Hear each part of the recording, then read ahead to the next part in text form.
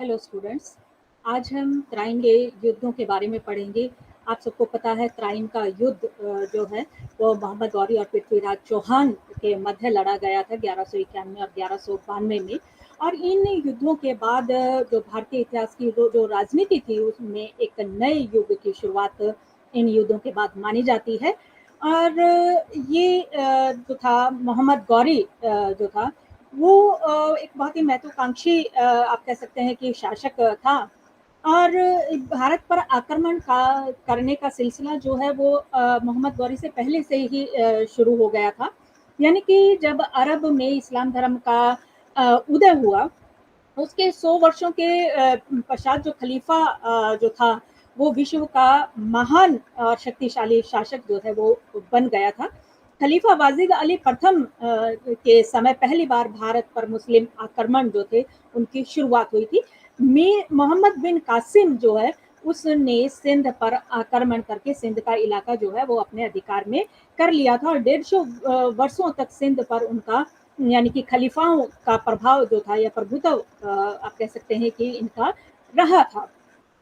तो इसके बाद जो था आगे आने वाले जो शासक थे मुस्लिम जो शासक थे उसमें हम मोहम्मद गजनी की बात करते हैं तो मोहम्मद गजनी ने 1000 ईसा में भारत पर आक्रमण किए थे और 1026 तक लगातार उसने 17 भारत पर आक्रमण किए थे। और इन 26 सालों के जो आक्रमण 26 साल तक उसने जो आक्रमण किए उन आक्रमणों की वजह से भारत की संस्कृति भारत की जो अर्थव्यवस्था है उसको उसने राख में मिला दिया था। और उसके बाद जो था इसको आगे बढ़ाने के लिए जो था मोहम्मद गौरी ने शुरुआत कर दी। मोहम्मद गौरी ने शुरू में 1173 ईस्वी में आक्रमण किया था मुल्तान जो सिंध का इलाका है वहां पर आक्रमण किया था और वहां के इलाके जो है वो अपने अधिकार में उसने कर लिए थे। उसके बाद उसने 1178 ईस्वी में गुजरात के शासक भीमदेव पर आक्रमण किया और दोनों के मध्य इतना आप कह सकते हैं कि भयंकर युद्ध हुआ और उस युद्ध में मोहम्मद गौरी की हार होती है। और उसके बाद मोहम्मद गौरी 20 सालों तक जो है वो कोई भी भारत पर आक्रमण नहीं करता है। यानी कि इतनी बुरी तरह उसको पराजय का सामना करना पड़ता है। लेकिन उसके बाद जो है उसने दोबारा से अपना कोशिश की और 1191 ईस्वी में उसने तराइन के मैदान में पृथ्वीराज चौहान के साथ युद्ध किया और इस युद्ध में भी उसकी हार का सामना करना पड़ा क्योंकि उस समय जो है भारत के अंदर विभिन्न राजनीतिक आप कह सकते हैं अव्यवस्था फैली हुई थी। बहुत से शासक थे जिनमें की जो शक्तिशाली थे जिनमें चौहान राठौर परमार चंदेल जो थे आदि शासक जो थे वहाँ भारत में शासन कर रहे थे और उनके अंदर आपस में ही युद्ध जो थे वो चलते रहते थे अपने प्रभुत्व को बढ़ाने के लिए या अपने साम्राज्य को बढ़ाने के लिए। और उनमें सबसे शक्तिशाली जो था वो जिसका दिल्ली पर अधिकार था वो पृथ्वीराज चौहान यानी कि पृथ्वीराज तृतीय जो था वो शासन कर रहा था। और इसके अंदर दिल्ली पर इसका शासन होने की वजह से हरियाणा और हरियाणा के आसपास के क्षेत्र जो है वो भी इसी के अधिकार में थे यानी कि हरियाणा पर भी पृथ्वीराज चौहान का अधिकार था। तो पृथ्वीराज चौहान जो था उस समय उसका शक्तिशाली आप कह सकते हैं कि राजपूत शासक था और उसके जो था बहुत से आप कह सकते हैं कि शत्रु थे जिनमें से उसका सबसे बड़ा शत्रु आप कह सकते हैं कि राजा जयचंद था। और राजा जयचंद की पुत्री को 20 स्वयंवर में से पृथ्वीराज चौहान उठाकर लेके गया था। संयोगिता उसकी पुत्री का नाम था। तो इसकी वजह से जो था ये आप पृथ्वीराज चौहान का कट्टर शत्रु बन गया था यानी कि हर तरह से पृथ्वीराज चौहान को खत्म करना चाहता था। भारत पर अपना जो था वो जयचंद जो था वो भी बहुत ही शक्तिशाली शासक था। और इसके लिए जो था उसने कूटनीतिक चालें चली और मोहम्मद गौरी को उसने लेटर लिखा संदेशा भिजवाया कि आप भारत पर आक्रमण करें और इस दौरान जो आपको मदद लगेगी वो हम आपको मदद जो है वो प्रोवाइड कराएंगे। तो मोहम्मद गौरी जो था उसका हौसला जो था और ज़्यादा बुलंद हो गया और उसके ने जो था भारत पर आक्रमण करने का निश्चय कर लिया। तो थोड़ा सा हम मोहम्मद गौरी के बारे में भी जानते हैं कि मोहम्मद गौरी का पूरा नाम शहाबुद्दीन मोहम्मद गौरी था। गौर का शासक राज्य का शासक था, जो कि गजनी और हेरात के मध्य में स्थित है, और उसने गजनी को जीतने में अपने भाई की मदद की थी, ग्यासुद्दीन की मदद की थी, और उससे खुश होकर उसके भाई ने गजनी का उसे सामंत बना दिया था। यहाँ पर वो अपने भाई का सामंत था, लेकिन गजनी में उसने स्वतंत्र शासन स्थापित कर लिया था, अपने नाम का खुतबा भी पढ़ा, सिक्के भी चलाए, और इसके की वजह से जो था वो जो कहते हैं कि एक अपनी महत्वाकांक्षाओं, क्योंकि गजनी जो है ज्यादा बड़ा इलाका नहीं है, छोटा सा इलाका है, और वो जो था अपना साम्राज्य का विस्तार करना चाहता था, एक बहुत बड़ा साम्राज्य स्थापित करना चाहता था। इसके लिए उसको ये सबसे योग्य उसको मौका मिला कि भारत के ही एक जो शासक था, देशी शासक राजा जयचंद के द्वारा उसको इनवाइट किया गया था कि वो भारत पे आक्रमण करें, यानी कि दिल्ली पर आक्रमण करें, और पृथ्वीराज चौहान जो है उसको हराएंगे। और पृथ्वीराज चौहान की हम बात करें तो पृथ्वीराज चौहान जो है वो भारतीय इतिहास में एक आप कह सकते हैं कि राजपूत शासक है, प्रसिद्ध नाम है, महान शासकों में उसकी को गिना जाता है, और इसको राय पिथौरा के नाम से भी जाना जाता है। राय पिथौरा के नाम से जाना जाता है। शाकंभरी चौहान वंश का महान शासक इसे माना जाता है। इसने 1172 ईस्वी से 1192 ईस्वी तक दिल्ली पर शासन किया था। 15 वर्ष की आयु में सिंहासन पर बैठ गया था, गद्दी पर बैठ गया था। इसने लगातार जो आपस के आसपास के जो क्षेत्रीय युद्ध हैं उसने जो था उस पर वहाँ क्षेत्रीय युद्ध किए, और उत्तर भारत के संपूर्ण लगभग पूरा उत्तर भारत जो था वो इसके अधिकार क्षेत्र में आ गया था। और ये इस वजह से जो था इसके बहुत से शत्रु थे, और जब पृथ्वीराज सॉरी राजा जयचंद का जब निमंत्रण उसको मिला मोहम्मद गौरी को, तो उसने उस पर अपना आक्रमण करने का निश्चय कर लिया। तो गौरी के भारत पर आक्रमण करने के एक तो उसको इनवाइट किया, संदेशा दिया राजा जयचंद के द्वारा, लेकिन और भी कई कारण थे उसके भारत पर आक्रमण करने के, क्योंकि इससे पहले भी आपने देखा 1173 ईस्वी में, 1178 ईस्वी में जो था उसने भारत पर आक्रमण, भारत में घुसने का प्रयत्न किया था, लेकिन वो सफल नहीं हो पाया था। तो अब जो था उसको दोबारा से मौका मिला था। उसका मुख्य उद्देश्य जो था वो अपने साम्राज्य का विस्तार करना था। और यहाँ पर राजा जयचंद की अगर हम बात करें तो राजा जयचंद की बहुत बड़ी यहाँ पर भूल हुई कि उसने बाद में अगर इसके हम इन फ्यूचर अगर परिणाम देखते हैं तो ये भूलों में आ जाता है राजा जयचंद की, कि उसको लगता था कि जैसे अन्य आक्रमणकारी आए हैं, विदेशी आक्रमणकारी रहे हैं, मुस्लिम आक्रमणकारी रहे हैं, वो भारत से धन संपदा, जिसमें मोहम्मद गजनी की हम बात करें तो वो भारत पर आता था, आक्रमण करता था, लूट कर सामान जो है वो वापस चला जाता था, जो क्षेत्र अपने अधिकार में रखता था वहां पर अपने सूबेदार जो था वो नियुक्त, सामंत जो है वो नियुक्त कर देता था। तो इसको भी ये लगा कि मोहम्मद गौरी जो है वो भारत पर आक्रमण करेगा, यहाँ से धन संपदा लूटेगा, पृथ्वीराज चौहान को हराएगा और वापिस चला जाएगा, और अधिकार किसका हो जाएगा, राजा जयचंद का दिल्ली पर। तो इस तरह की कूटनीतिक जो थी चाल चलते हुए उसने राजा जयचंद ने मोहम्मद गौरी को बुलाया था, लेकिन हुआ इससे उल्टा। हम आगे इसको विस्तार से जब हम पढ़ेंगे तो आपको पता चलेगा कि जो था मोहम्मद गौरी के जो था इन युद्धों के बाद भारतीय इतिहास, राजनीतिक इतिहास के अंदर एक नए युग की शुरुआत हुई थी, यानी कि उसके बाद जो है वो 1206 ईस्वी में सल्तनत काल जो है उसकी शुरुआत मानी जाती है, उसके मोहम्मद गौरी की मृत्यु के बाद से।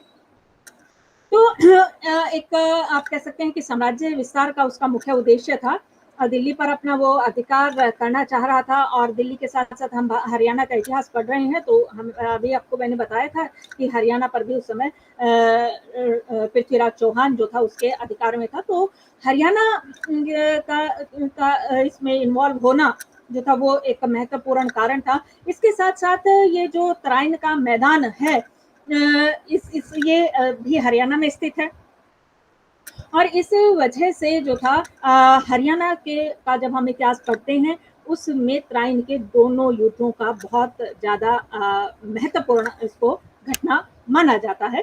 तो इसमें आप कह सकते हैं कि मोहम्मद गौरी अपना साम्राज्य का विस्तार करना चाहता था। इसके साथ साथ राजनीतिक स्थिति जो थी वो भारत की बिखरी हुई थी, छोटे छोटे क्षेत्र राज्यों में बटा हुआ था। कोई ऐसी बहुत ही संगठित माहौल नहीं था, और इसका फ़ायदा जो था वो मोहम्मद गौरी ने उठाया, और यहाँ के जो शासक थे वो ही अपने देश पर जो था वो आक्रमण करवा रहे थे। इसके साथ-साथ राजपूती शासकों के ईर्ष्यालु परिवर्ती ने ही मोहम्मद गौरी को भारत पर आक्रमण करने के लिए प्रेरित किया। उसके बाद आ जाता है इस्लाम का प्रचार और प्रसार, क्योंकि आपको बताया था जब अरब में इस्लाम का उदय हुआ था, उसके बाद जो था मोहम्मद साहब जो कि इस्लाम धर्म के प्रवर्तक थे, उन्होंने इस्लाम धर्म का प्रचार और प्रसार करने के लिए अपना जो था विभिन्न स्थानों पर जो थे अपने शिष्य जो थे वो भेजे थे। जितने भी खलीफा हुए उनका उनका सबसे पहला उद्देश्य जो होता था वो ये था कि वो इस्लाम धर्म का प्रचार और प्रसार पूरे विश्व में करेंगे। और यहाँ पर आपने देखा इससे पहले भी जब मोहम्मद गजनी ने भारत पर आक्रमण किया था, उसका भी मुख्य उद्देश्य जो था इस्लाम धर्म का प्रचार प्रसार करना था। और इसके जब उसने आक्रमण किए तो हिंदू संस्कृति के जितने भी केंद्र थे, हिंदुओं के मंदिर थे, हिंदुओं की संस्कृति की जो आप कह सकते हैं कि पुस्तकालय हो गए या ऐसी धरोहर जो थी, उनको वो लगातार नष्ट उसने किया, और इसके स्थान पर जो है मस्जिदों का उसने निर्माण करवाया। तो इस तरह से इस्लाम धर्म का प्रचार और प्रसार भी उसका एक प्रमुख कारण था भारत पर आक्रमण करने का। इसके साथ साथ भारत की धन संपदा, क्योंकि उस समय भारत जो है वो सोने की चिड़िया कहलाता था, और मोहम्मद गौरी ने मोहम्मद गजनी के जो आक्रमण उसने किए थे और जो धन उसने लूटा था, इसके साथ साथ जो भारत में अरब के जो व्यापारी भारत में व्यापार कर रहे थे, उनके द्वारा जो था वो कथाएं सुनी थी कि भारत जो है वो कितना धनी देश है, आर्थिक रूप से कितना संपन्न देश है। तो जो था मोहम्मद गौरी जो था वो गजनी के छोटे से उसका क्षेत्र का शासक था। और अगर भौगोलिक परिस्थितियों को देखें तो ज़्यादा कुछ जो है वहाँ पर उत्पादन या आर्थिक रूप से संपन्नता जो है वो गजनी या उस इलाके की नहीं है। ये जो शासक हैं वो अपना जो है वो आक्रमणों के द्वारा जो धन लूटा जाता है उससे ही अपना साम्राज्य का विस्तार करते हैं, अपने साम्राज्य का पालन पोषण करते हैं। तो मोहम्मद गौरी को भारत की जो आर्थिक संपदा है उसने भी आकर्षित किया। तत्कालिक कारण की अगर हम बात करें, तत्कालिक कारण तराइन का प्रथम युद्ध का क्या रहा, क्योंकि तराइन के युद्ध की जो शुरुआत हुई वो किस वजह से हुई, ये तो कारण है, ठीक है। तत्कालिक कारण की अगर हम बात करें तो ताबर हिंद नामक स्थान का विवाद जो है इस लड़ाई का तत्कालिक कारण बना था। ताबर हिंद नामक स्थान का वास्तविक पहचान जो है वो कहते हैं कि ये सरहिंद का इलाका है, जो कि बठिंडा के आसपास या का कुछ इलाका और सरहिंद का कुछ इलाका जो है इसको माना जाता है। इस स्थान पर पृथ्वीराज तृतीय का अधिकार था, परंतु 1179 ईस्वी में मोहम्मद गौरी ने इस पर आक्रमण करके इसको अपने अधिकार में ले लिया था। और जब मोहम्मद गौरी यहाँ पर अपना जो था एक सैनिक टुकड़ी और अपना एक जो था सूबेदार छोड़कर वापस गजनी चला गया, तो पृथ्वीराज चौहान ने इस क्षेत्र पर दोबारा से अपना अधिकार कर लिया।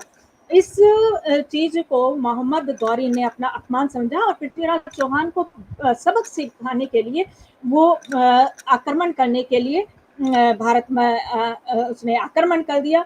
और 1191 ईस्वी में करनाल के समीप एक त्रावड़ी का मैदान है जिसे कि तराइन का नाम से भी जाना जाता है, उस स्थान पर दोनों की सेना जो थी उन्होंने अपनी मोर्चाबंदी जो है वो शुरू कर दी, यानी कि मोर्चाबंदी हो गई तराइन के मैदान में, तरावड़ी के मैदान में। और जब सेना की बात की जाए तो कहते हैं कि पृथ्वीराज चौहान के पास 1 लाख घुड़सवार सैनिक थे, 30,000 पैदल सैनिक उसके पास थे। और अगर मोहम्मद गौरी की सेना की बात की जाए तो उसकी संख्या जो है कुछ 1 हज़ारों में बताते हैं इतिहासकार। लेकिन जो है बहुत से इतिहासकारों का ऐसा कहना है कि ज़्यादा फर्क जो है दोनों की सेना में नहीं था, ठीक है ना। जितनी सेना पृथ्वीराज चौहान की थी उसके आसपास ही जो था वो मोहम्मद गौरी की सेना भी थी। और ये सेना जो था आप कह सकते हैं कि इसमें जैसे जैसे ये युद्ध शुरू हुआ, ठीक है, बहुत ही आप कह सकते हैं कि एकदम जो जब युद्ध आरंभ हुआ तो उस समय जो था आपका इसमें हरियाणा का जो सेनापति है गोविंद राय, उसका इस युद्ध में बहुत ही महत्वपूर्ण योगदान इसमें माना जाता है। तो गोविंद राय जो है पृथ्वीराज चौहान का सेनापति था और बहुत ही योग्य सेनापति था।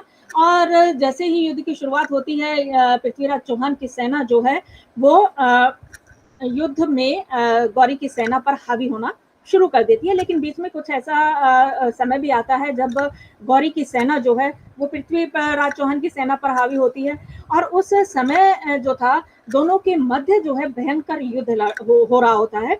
और मोहम्मद गौरी जो है वो जो था अपना मोहम्मद गौरी जो था राजपूत सेना की वीरता को देखकर चकरा गया था, और वो खुद जो है वो युद्ध में जो था वो के मध्य जो है वो पहुंचता है। वहां पर गोविंद राय के साथ उसका भिड़त होती है, और उसमें गोविंद राय पर वो बहुत ही आप कह सकते हैं कि प्रहार करता है, विरुद्ध जो है उसके बहुत ही एक सीधा प्रहार उसके ऊपर करता है, जिससे कि मोहम्मद उसको काफी गोविंद राय जो है वो एकदम से लड़खड़ा जाता है। लेकिन गोविंद राय जो है वो मोहम्मद गौरी पर दोबारा से अटैक करता है, और उसके 2 दांत जो हैं, आगे के 2 दांत जो है वो टूट जाते हैं। इतना जो था मजबूती के साथ, इतनी ताकत के साथ जो है वो प्रहार किया गया था, जिससे एकदम मोहम्मद गौरी जो है वो बुरी तरह से घायल हो गया था। और उसका सेनापति जो था खिलजी सरदार जो था वो उसको सुरक्षित जो है वो युद्ध के मैदान से बाहर निकाल ले जाता है। और जैसे ही गौरी की सेना को भी पता चलता है कि उनका सुल्तान जो है या उनका शासक जो है वो युद्ध मैदान से घायल हो गया है और युद्ध मैदान से उसको निकाला गया है, इससे ये सुनते ही जो है गौरी की सेना में भगदड़ मच जाती है, और पृथ्वीराज चौहान इस बात का फायदा उठाते हुए उस पर बहुत ही शक्तिशाली जो था वो प्रहार उसकी सेना पर करता है। और लगातार आप कहते हैं कि कह सकते हैं 14 मील तक जो था पृथ्वीराज चौहान की सेना ने गौरी की सेना का पीछा किया, लेकिन इस में जो था गौरी जो था सुरक्षित गजनी की तरफ निकल गया। अगर गजनी इस समय पकड़ा जाता तो शायद भारत का इतिहास जो है वो कुछ और होता। तो मोहम्मद गौरी जो है वो इस युद्ध में अपनी जान बचाकर भाग जाता है, और इस युद्ध में पृथ्वीराज चौहान की शानदार सफलता उसको हासिल होती है, और इससे उसका जो थे आप कह सकते हैं कि उसका पराक्रम जो था वो एक ऐतिहासिक पराक्रम जो है उसका हम इतिहास में हमें देखने को मिलता है। तराइन के प्रथम युद्ध में पृथ्वीराज चौहान की जीत होती है। तो ये पृथ्वीराज चौहान ने जो था तराइन का प्रथम युद्ध जीता था, और इसमें मोहम्मद गौरी की हार हुई थी। मोहम्मद गौरी ने फिर 1 साल बाद, यानी कि अपनी गलतियों को सुधारते हुए अपनी हार का बदला लेने के लिए 1192 ईस्वी में दोबारा से पृथ्वीराज चौहान पर आक्रमण किया था। तो वो तराइन का दूसरा युद्ध कहलाता है। नेक्स्ट टॉपिक में हम पढ़ेंगे तराइन का दूसरा युद्ध जो था उसका घटनाक्रम क्या था, और इसके साथ साथ राजपूतों की हार के क्या कारण थे, क्योंकि सेकंड जो तराइन का युद्ध था वो मोहम्मद गौरी ने जीता था, और उस युद्ध में पृथ्वीराज चौहान की हार हुई थी। तो आज के लिए हमारा ये टॉपिक आज के लिए इतना ही। नेक्स्ट टॉपिक में हम फिर मिलेंगे। आई होप आपको अच्छे से समझ में आ गया होगा। Thank you students.